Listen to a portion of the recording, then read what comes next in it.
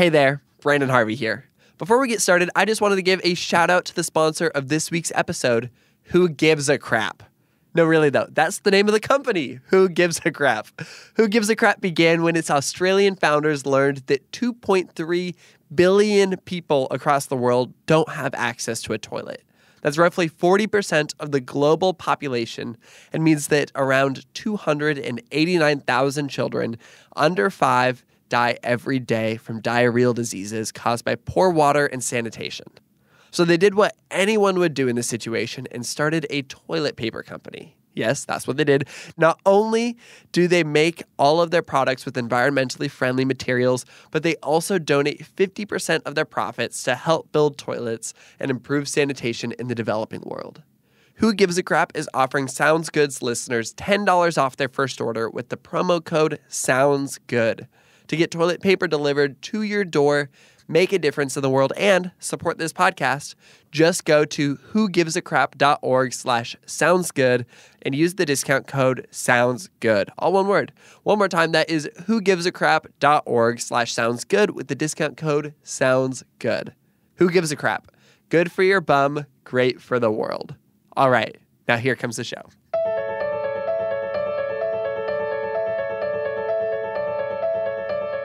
One of my favorite things about my job here at Good is that I'm supposed to discover inspiring people on a daily basis. Yes, that's a real thing, and I'm so grateful. I've always loved spending time paying attention to the stories of resilient human beings who are changing our world for the better. And this is something that I have in common with my podcast guest today, Grace Bonney. Grace is a writer and founder of Design Sponge, which launched in 2004 and attracts over 1 million readers per day. One of Grace's favorite parts of running the popular Design Sponge blog is discovering creative and inspiring women. In fact, her newest project, a magazine called Good Company, celebrates and strengthens this diverse community. She spent her life giving women a platform for the sake of making the art and design world more personal and accessible. I am so excited about this conversation, y'all. You're going to hear how Grace seeks to inspire women to follow their dreams, prioritize inclusion, and flood the market with women-owned businesses. Grace has been a featured guest on Good Morning America, The Nate Berkus Show, The Martha Stewart Show, and more. She's also written 2 best-selling books, and basically, she's a big deal. I am Branden Harvey, and this is Sounds Good. This is the weekly podcast where we have conversations with inspiring people who are rejecting cynicism and using their lives to make an impact. Grace is one of those people that you can't help but feel like you've been friends your whole life. She has this way of making a stranger feel seen, known, and heard. I'm so excited for you to learn from her journey today, so let's dive straight into the conversation.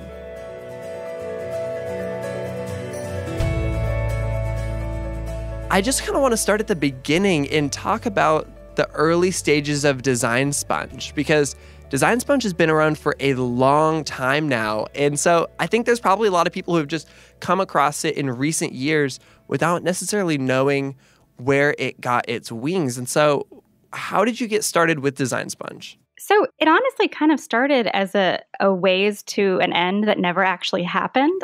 I always thought that my goal was to write for a design magazine. That's all I ever wanted to do. I grew up loving design. I was a fine art major, and I always loved writing as well. And I knew I wasn't going to be a designer. And I just thought, okay, well, my goal is to somehow write these like long features on designers for magazines, but I didn't know how to do that. And I thought that maybe building the blog would be this kind of roundabout way to build an online portfolio, and that maybe one day I would use that as a way to get a job because I didn't have traditional journalism training. And so the blog was really kind of a fun thing I did on the side of my day job. And it ended up becoming the magazine that and now kind of a real magazine that I didn't know that I would ever have the option to do. And I ended up getting to write for design magazines at one point, but it was never my full-time job. And I always saw that as kind of the end-all be-all was to write for a print magazine. And then all of the dream magazines that I loved went under. And so it kind of forced me to reevaluate what was the safe, sturdy job that I wanted. And it ended up being the blog, which I never really imagined.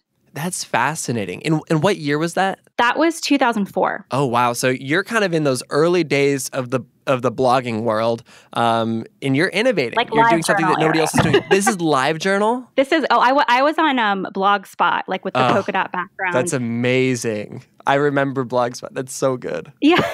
But my understanding of blogs were like live journals and, you know, kind of that early era of personal blogging where everybody just talked about literally what they ate for breakfast. And so, you know, I never imagined that a blog could be a job. Yeah.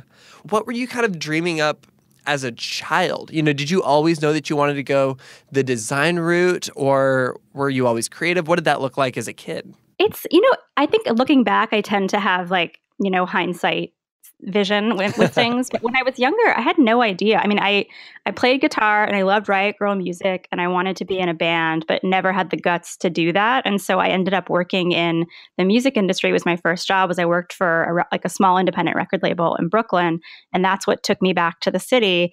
And then ended up hating everything about that job. And so I kind of went back to art and design, which had always been another love of mine. And that ended up being the place that I felt more comfortable. But I think, you know, looking back, I loved writing, and my parents gave me like a small old schooly typewriter as like a gift when I was little. And I used to write like pretend books and pretend newspapers. So I think I've always just enjoyed really creating content and not having a boss. So I think I found a way to do that. And it's remarkable too that your parents kind of encouraged you on that journey to begin that. That's really amazing that you had kind of a little bit of a nudge in the right direction, and then another platform came your way and another platform, and it led to what you've created today. Yeah. I mean, I was an only child, so I think it was a quiet activity for my parents to give me to sort of keep me busy. But that's just always been what I've enjoyed doing. And I still like creating content of some sort is still my favorite thing to do. Like I don't enjoy the business or ad sales or any of that sort of part of my job. I mean, they're a necessary part of the work, but I really just like sitting down and talking to people.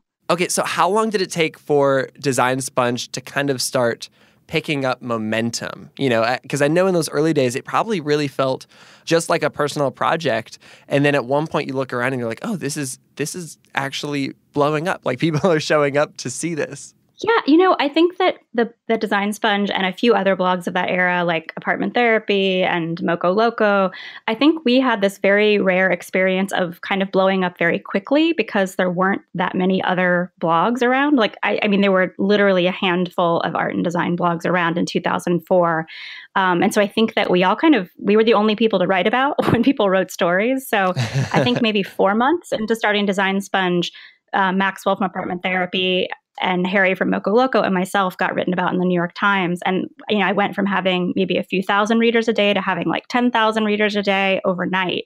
And that doesn't really happen in the same way anymore because of how dense the community is now, which is great. But we really benefited for sure from being kind of part of a small pack of people who started early. And I don't think any of us ever thought it would be a job, but I do think that when that initial boom happened, we all had a moment of like, oh, this could be something. When you first started out, you know, it really was this personal project, but now when I look at Design Sponge and everything else that you've created, it has a lot of meaning and purpose baked into it. It's a lot of intentionality on what kind of impact you want to have.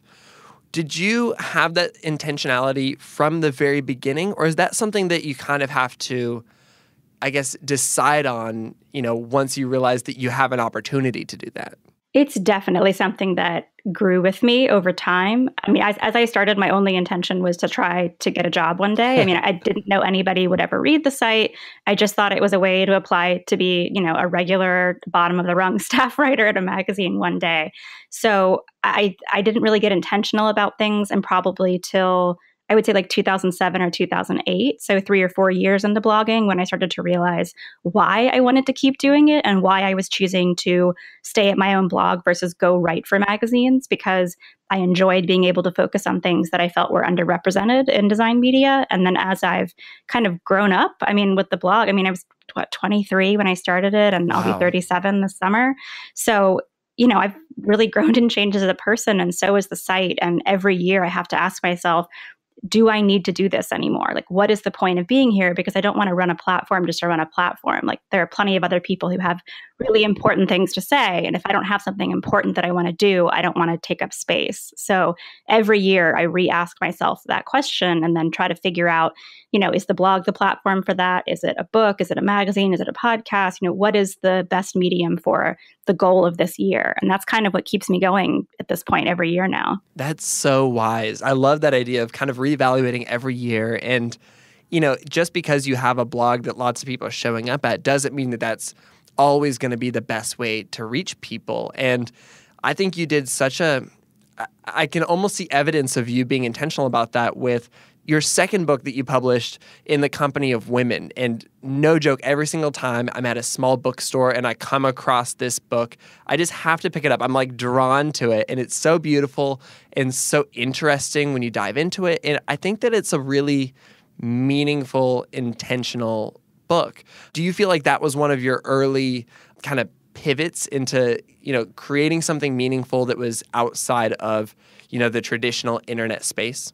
It was the end result of a process that began in 2008, but it was the most intentional of those processes. So in 2008, I was realizing that personally, I was very unfulfilled by just writing about furniture and pillows and stuff like that. I wanted to talk to the people who made those things. And the more I spent time with women in particular who were working in design, I realized how many sort of pain points there were with women getting their businesses open or figuring out, all the different things you need to know to start a business. And that turned into kind of a hangout session with friends in Brooklyn over wine and cheese. And I talked about it on Design Sponge and was overwhelmed by requests from people to say, well, would you please put this together in our town? Like, we need in-person support systems. So in 2008, I started what I called the Biz Ladies series, and I just self-funded a tour to, I think, 9 different cities across the US.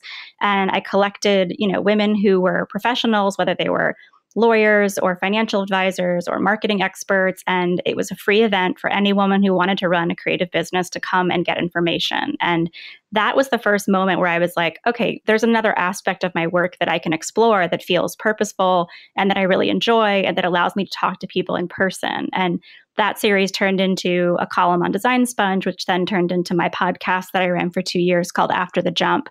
And then After the Jump, when that ended in, I guess, 2013, that was essentially when I started pitching the idea for In the Company of Women, because I wanted those conversations to keep going.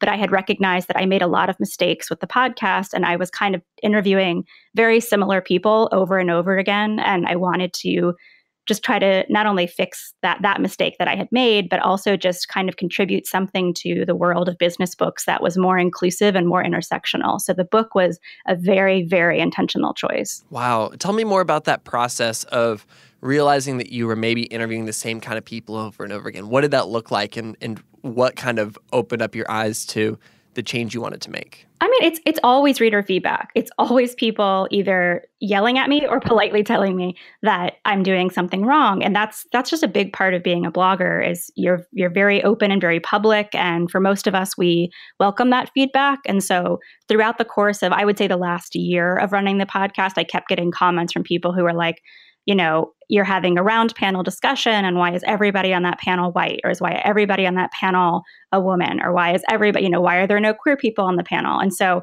that was kind of a big eye opener of like, I wasn't even including members of my own community at that point. And I was going to people that just kind of were off the top of my head. And then I had to really dive into, okay, why are these people always at the top of my mind? Like, why are the same people the ones who get written about? And we all, especially white people in a very particular niche online, we all kind of think of the same 20 people when we think about one particular topic.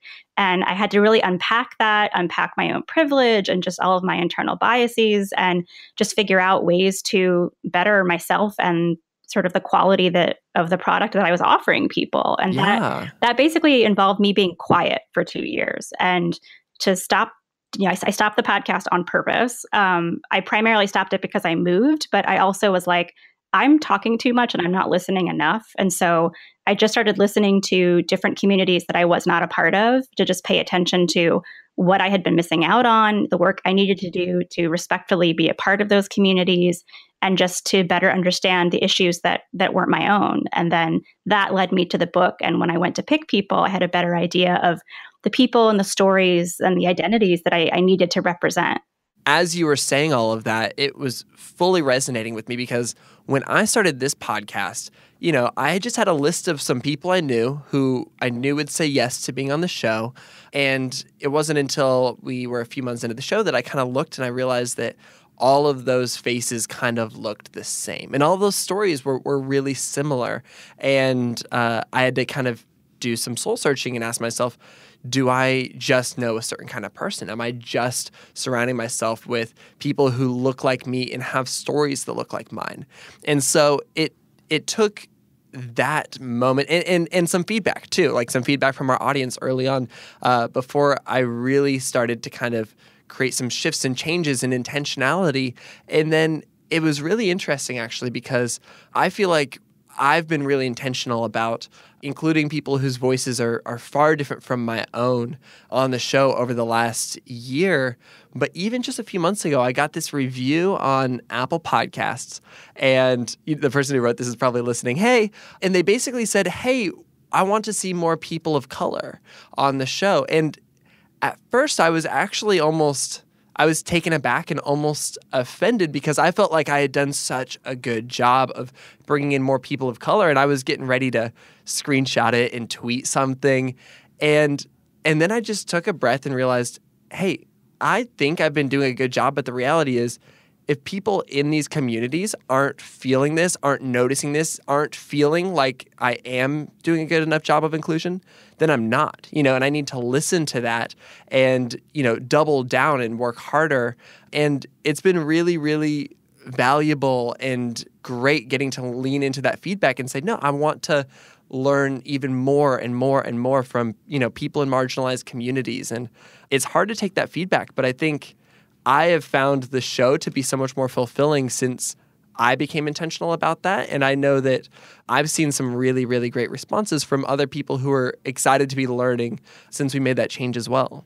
Yes. And I think that, I mean, one of the things that I hear when I talk to people about this topic is that I think mostly white people in particular are nervous to make that change or to say the wrong things or just to admit that that's been something that's problematic. And I think part of the learning process is just owning, like you might have to apologize. You might have some ground to make up. You might have a lot of ground to make up.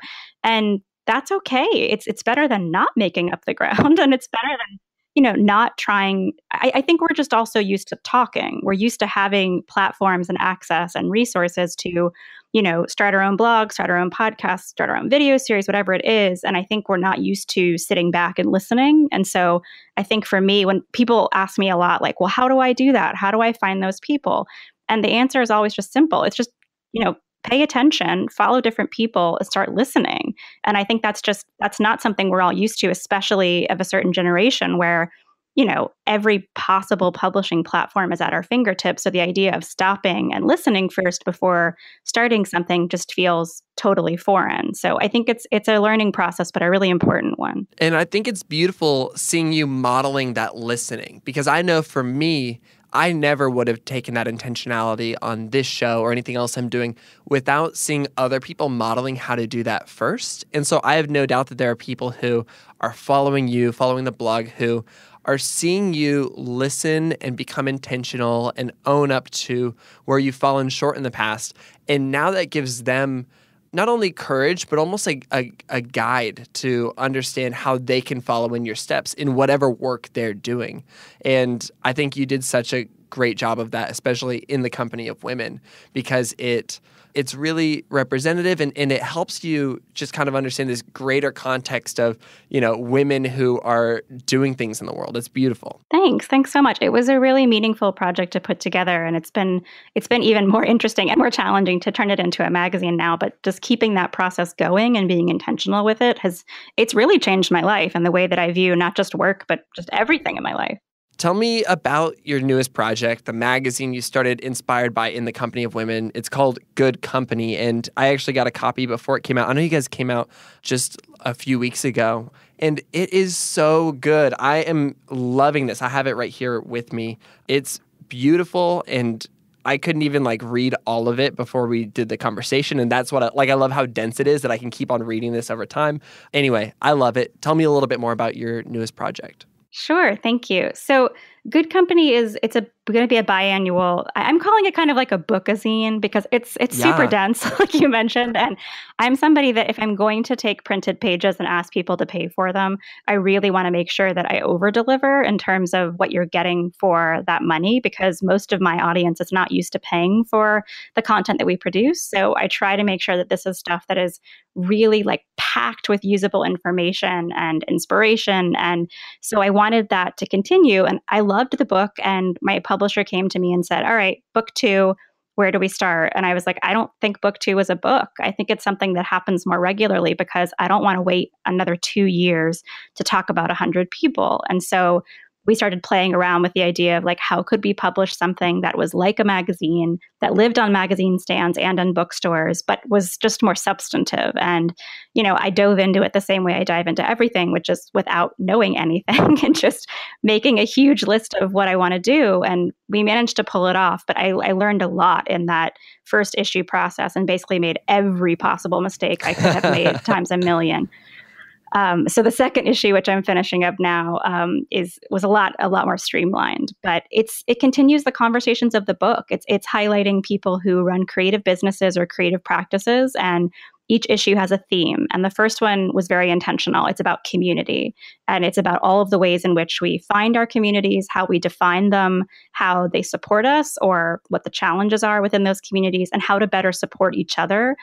Because so often I think it's very easy to fall into essentially kind of cliques based on certain identity factors or types of businesses that we run. And I really want to work on making those walls a bit more permeable and connecting with each other and figuring out how we listen more and support each other. So this first issue tells, I think, 27 different stories with about 75 different people contributing, talking about everything from how to get over creative blocks to how to actually intentionally create a community that means something to you. Yeah, I love that. And I love that you were also asking questions like, how do you use your platform and voice online and offline to affect change in your community? Or why is it important for your community to talk about mental health? Like, these are things that I don't see people talking about all that often, but they are the things that I know in my communities, those are the conversations we're having. Those are the things that we're interested in. And I think they make communities stronger. And so I can see the intentionality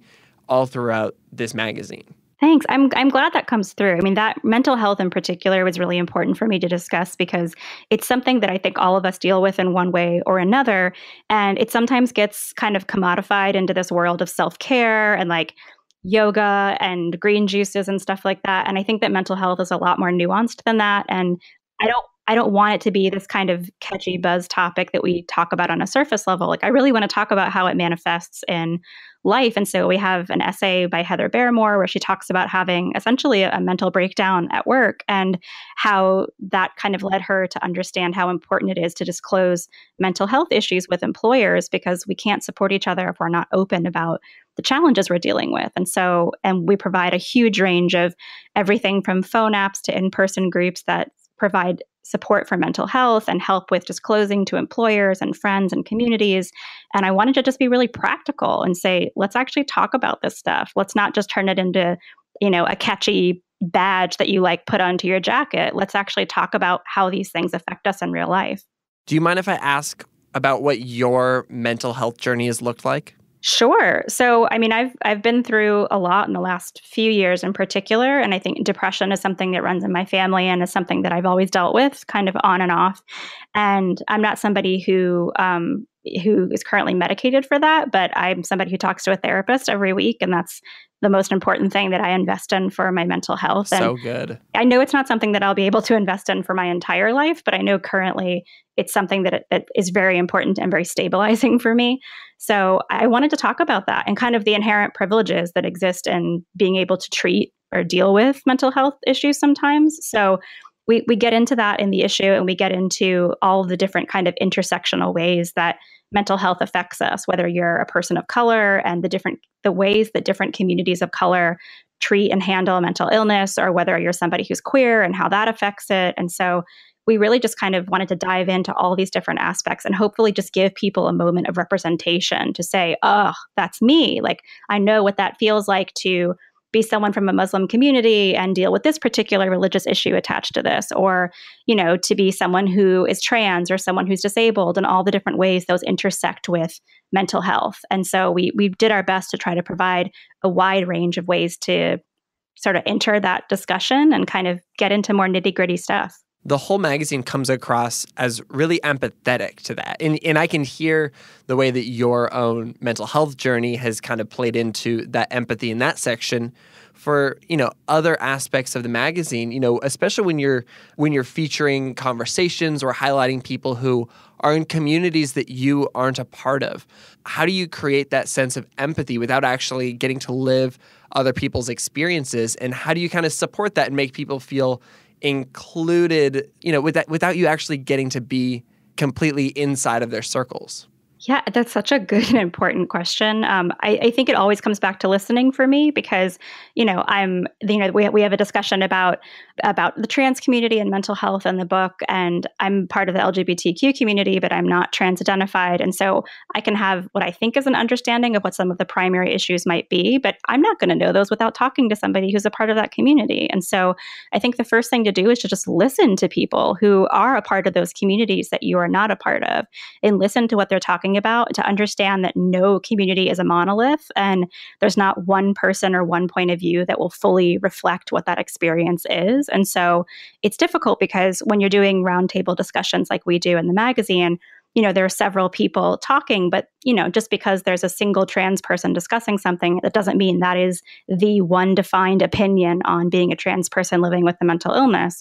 So I think it's important to just keep having these discussions and to keep bringing them up so that different points of view can be expressed, because it's so easy editorially to want to pull that all into a nice clean pull quote and make it simple, but that's not how real life works. So I think the more work that I do, the more I realize that it's just all about nuance, and it's all about continuing to talk so that more and more points of view are reflected.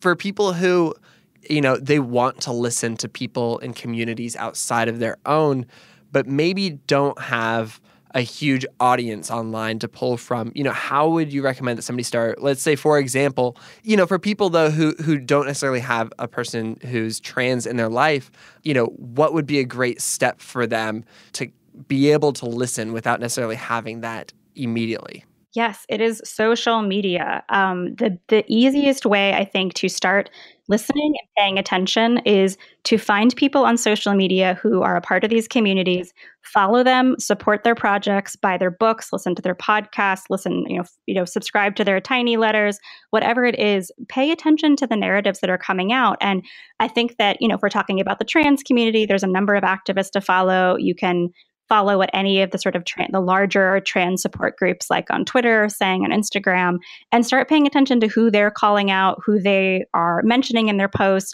Follow those people, see who they follow. I mean, it's always that kind of chain ladder of who do they follow and then who are they talking about? And I just click follow over and over and over again. And I pay attention to what they're saying because it helps you get a sort of more fully formed view of some of the issues and things to think about.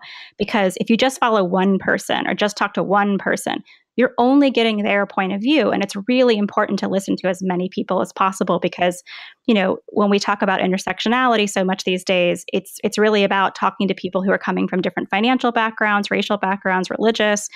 All these different points of view affect your experience as a trans person or as a queer person or whatever. And so I just think it's important to find people and listen. And social media for me is the easiest and fastest way to do that. And there are so many great queer blogs from Autostraddle to Out that talk about these issues on the daily. And you don't have to be queer to follow those blogs. So, just start listening. You don't have to talk to be a part of a community. You just have to be an active listener.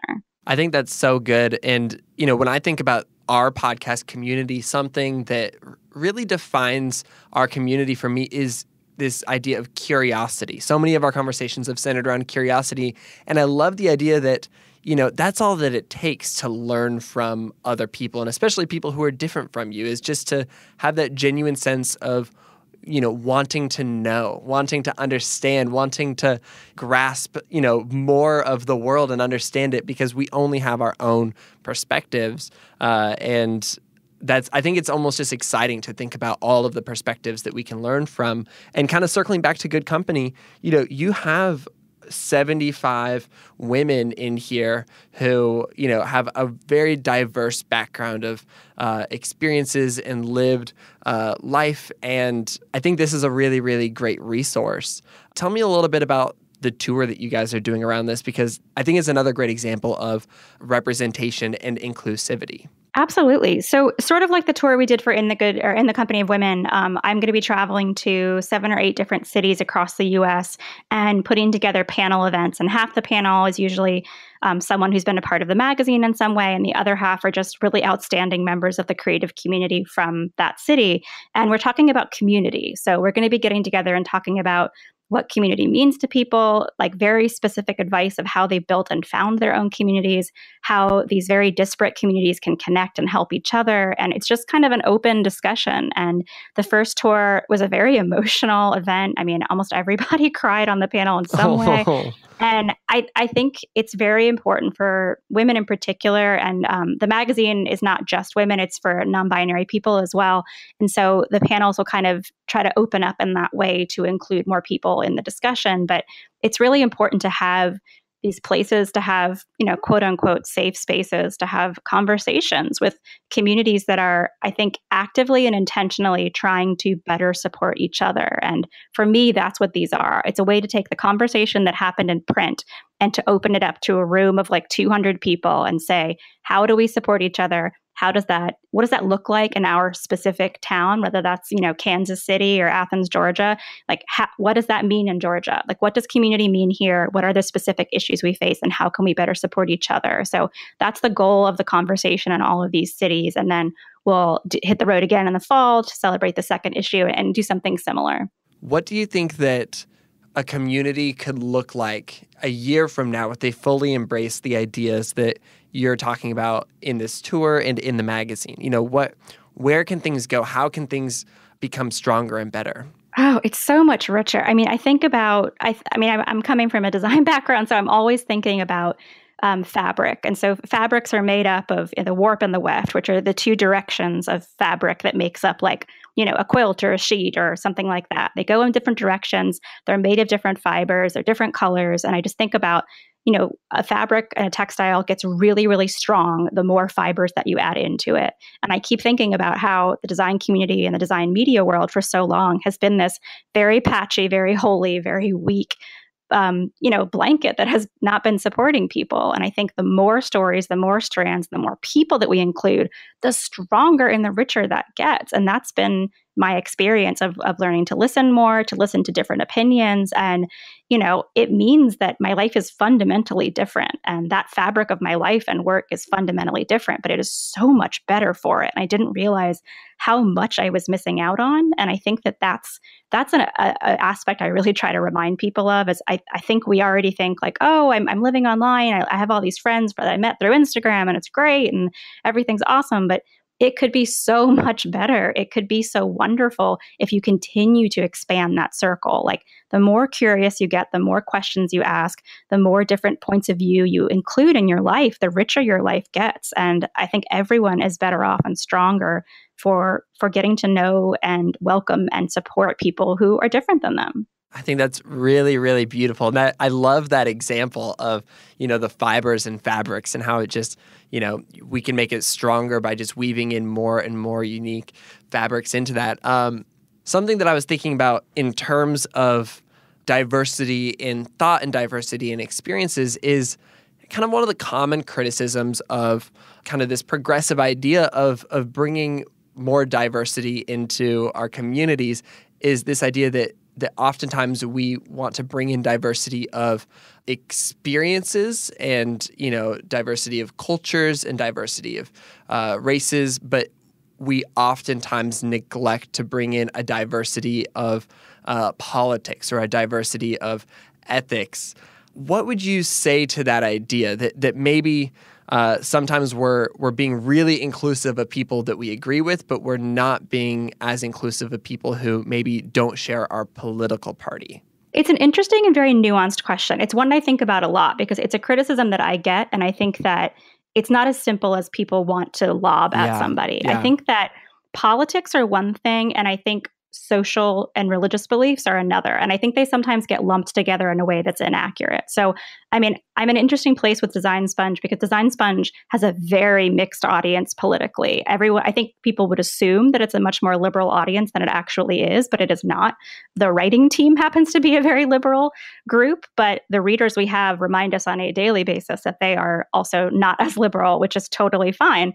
And I think political beliefs are one thing, but I think what we're seeing a lot of now with this kind of greater awakening of the, white people in particular in America is this acknowledgement that some people's political beliefs are, or their social beliefs are disguised as political beliefs. And I think if you believe that another human being doesn't deserve the same rights as you, doesn't deserve to live or be a valid human being, I don't think that's political. I think that is a sort of a deep ethical and social concern that for me is not about political inclusivity. I think that's about human rights. And I don't feel comfortable including people in a conversation if their fundamental belief is that my human rights are not equal to theirs or my existence is not equal to theirs. And I'm not going to ask people whose daily existences are threatened for being queer, for being Black, for being Muslim, whatever it is that's their identifying factor that seems to be so problematic for a lot of people. If they can't sit next to that person and feel safe, no, I don't feel comfortable working to include them in a conversation. But that does not mean that there can't be conservative people or Republican people or libertarian people at events. It's so rarely actually about your political stance. It comes down to these issues of just sort of social justice. And I think that's where things get really nuanced. And my door is always open, and I'm constantly having these conversations in like my DMs and social media, because I think a lot of times people want to say like, hey, I'm a conservative Republican and I follow your content, but I feel left out. And so I like to take those chances to talk to them and say, I hear you. Let me know more about what you're feeling left out about so we can either, improve the way that we're handling this or just better understand what you're actually feeling underneath that. And I think so often it comes down to religion, and that's a really sticky thing for a lot of people. And I don't have the answer to that. And I'm trying to better incorporate different religious beliefs into the stories we tell on the sites, because I think we've kind of tried to avoid religion entirely as a way to avoid that controversy. But I think that's been perceived and felt as exclusion by a lot of people. And so I'm currently trying to find the right way to include those points of view without including them as, I just want to include them as stories and identities and not as this is what we believe about XYZ. So it's something that's in the works, but I think that politics and social justice are very different. I love that it kind of comes back to this idea of curiosity again, where, even if you're not necessarily going to agree with that other person, you're still asking that question and wanting to dive into the story more and at least understand why there's a disagreement or why, there's a perceived lack of representation. And I think that's beautiful. And I think that's important. And it comes back to this idea again that, in your community, you do want to have a safe space for people to be themselves so that they can create their businesses fully themselves and so that they can love the people around them fully themselves. And there's always opportunities to bring other people who, outside of that circle in, but you do want to do it with intentionality. And, that's what I think in many ways this magazine is about, is the intentionality that goes into communities and allowing people to rethink, how they can be intentional. And so I think you've done a masterful job. Thanks. It's a work in progress, but it's work that I really enjoy doing. I think is so worthwhile. I think these conversations they always come down to every human being wants to feel seen and heard. And I think that people like you and I, and anyone with a platform, we're in the position to be able to do that. We're in the position to be able to say, like, I hear you, I see you. I may not share your experience and your point of view, but that's yours is equally valid, and I hear you. And I think that's work that's really difficult and really draining to do a lot of times, but it is so important. And I know that it's changed my job, which used to feel a little like fluffy. Like I used to feel like, oh, I don't do anything at Design Sponge. All I do is write about pillows and houses, and the world is a mess and I'm not contributing anything important. And I've been able to finally find these connections between the creative community as a creative place and a creative community as a group of people who all have very different life experiences, and being able to be curious about those and represent those stories better. And so I think being curious, like you said, and asking these questions, it lets you find deeper meaning in just about any community or field that you happen to work in. That is so beautiful. And I want to wrap up on one last question kind of along those lines. You know, for people who are listening and they feel like their job is their equivalent of feeling empty because it's just about pillows and not going a level deeper, what would you encourage them to do to be able to take what they're doing and make it more important, even if that's a difficult journey? How can they step towards doing that? How can they step towards finding more value in the work that they're doing? I think the word that you said before of curious, being curious is the most important first step. I think whether that means you are looking into the experiences and the businesses and the stories of people who do what you do but have different backgrounds or different identities, that's a great place to start. Or start being curious about where the things that you use in your business come from. I think a lot of people who are designers, whether it's fashion or furniture or products, we don't ask a lot about, like, how was this made? How did this, fabric that I got, how did it get produced? Who was making it? Were they paid fairly? What were the politics involved in getting it to my studio to work with? I think the more curious we become about all the things that allow us to do what we do, it's a really great entry point into finding these deeper issues, because in the creative community in particular, all of the goods that we work with, whether it's wood or plastic or glass or fabric, all of these things are being typically produced by people who are not living the types of lives that we are so accustomed to living. And so I think that for the creative community in particular, getting curious about where we source our things and who the people who make them, who those people are they being paid fairly? What's their life like? Are they in a safe working environment? Just asking these questions and trying to learn more. And the deeper understanding, it comes from that investigation and that curiosity. And it doesn't mean that you have to, have the answer to whatever challenge you come across, but it's being curious. And I think the more curious we are without judging ourselves for not knowing the answers, the better off we are as a community, because you don't have to know the answer. You just have to want to know more.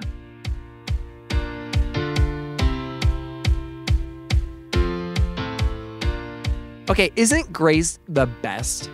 Her belief in the power of inclusivity, community, and embracing our differences is what makes her voice so important right now. I'm really challenged by this idea she talked about, that having curiosity without judging ourselves for not knowing the answers makes our communities better. If this conversation was your first introduction to Grace Bonney, you have to do a couple of things after listening to this episode. Number one, find Grace on social media at Design Sponge. She's totally worth the follow. Number two, check out Design Sponge. Dive around. I've spent so much time on that website. It's fantastic. And last but not least, go and pick up the first issue of Grace's new magazine, Good Company. It provides motivation, inspiration, practical advice, and a vital sense of connection and community for women and non-binary creatives at every stage of life. If you're new to Sounds Good, we would love for you to stick around, listen to more episodes. If you like this episode, you'd also love my conversation with author and artist, one of my favorite people, Meera Lee Patel, as well as a journalist and storyteller I deeply admire, Noor Tagore. You can find both of these episodes and more than 100 other episodes by searching for Sounds Good wherever you listen to podcasts. This podcast was created by me, Branden Harvey, as a part of Good, Good, Good, a community that believes in the power of celebrating good news and becoming good news. Chad Michael-Snavely and the team at CM Studio edit and mix the show, and Christy Karenbrock brings her A-game with production support. You can get lots of hopeful stories on social media by following us everywhere at GoodGoodGoodCO.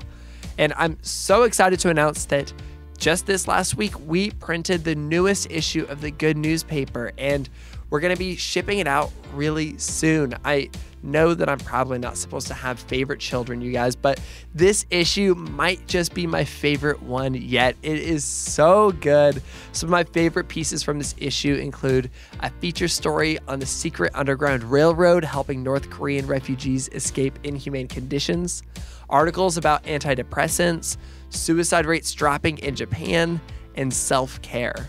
It also provides action steps on how to support restorative justice and holds beautiful work by all of our wonderful contributors like Haley Thompson, Judson Collier, Kara Sykes, Sammy Harvey, Adam J.K., Brad Montague, and more. You're not going to want to miss this issue. You can subscribe to the Good Newspaper in the link in our show notes or just visit goodnewspaper.org. And on that note, that is a wrap for this week's episode. Take Grace's advice and stay curious. Find the stories of people that do what you do, that don't look like you, and then lean into that necessary tension. Sound good?